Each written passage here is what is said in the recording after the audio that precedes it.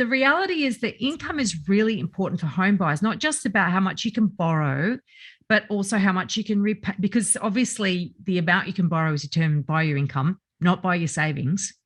Right, how much you can repay comfortably, but also how your cost, your quality of life is, and your contingency planning, for instance, as you're just talking about there, that's all dependent on income as well. So this whole idea about get first home buyers in with 5% deposit, it sounds really great, but you've got to dig underneath that and realize what you're buying into, and the commitments that you're making.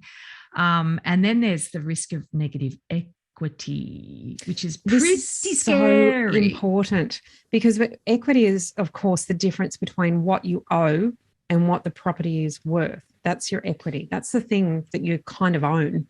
The bank owns the other bit, which is what you owe. So that equity bit, when you only have a 5% deposit, of course, you have less equity in the property. And if there is a correction in a market, which we're starting to see in some aspects of the Australian property market, and particularly in Sydney and Melbourne, and particularly in B and C grade properties, if a correction comes that brings a slight decline in prices, you may actually end up in a negative equity position. So actually owe more than what the property becomes worth if it decreases in value.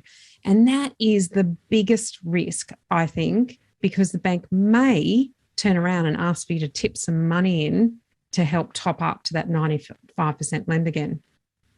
That's hard. Yeah. And also, we don't want anyone buying and then suddenly having to sell, right? We don't want you buying anything that you're going to lose money on.